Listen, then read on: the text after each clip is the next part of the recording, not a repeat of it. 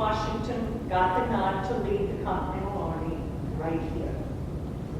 Now there was another tall Virginian here, but he's not a soldier. He's a lawyer, a persuasive writer.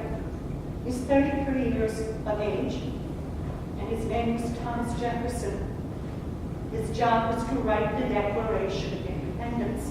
Now, it might surprise you to find out John Hancock, John and Sam Adams, Ben Franklin, Thomas Jefferson, 50 men signed the Declaration of Independence in this room, but not on the 4th of July. They signed it here on the 2nd of August, 1776.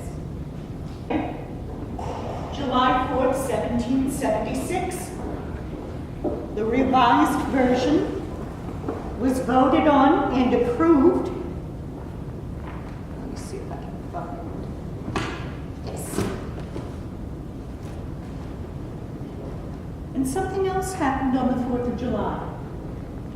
One of these men took a handwritten copy of the newly approved declaration to a local printer named John Dunlap.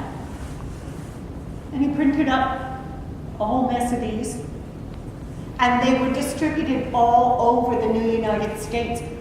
My coworkers like to call this a press release, all right? And the date at the top of this press release is July 4th, 1776, the date it was printed. Oh, neat. Folks, if you're wondering, why do we celebrate July 4th and not August 2nd? Here's your answer. How many original Dunlap declarations survive? If you had asked me that question 5 years ago, 25. But since then, in England of all places, number 26 has popped up. Number 25 is still my favorite. This is the one that was found at a flea market. Someone bought a lousy painting. Why would they do it? I know this story. Because it came with a cool frame. They bought it for $4, and when they got their their lousy painting home, they got a knife, and they cut out the awful painting, and when they pulled it away from the frame, a Dunlap declaration fell out. $4 became over $2 million. In this same room, 11 years later, the United States Constitution was being debated.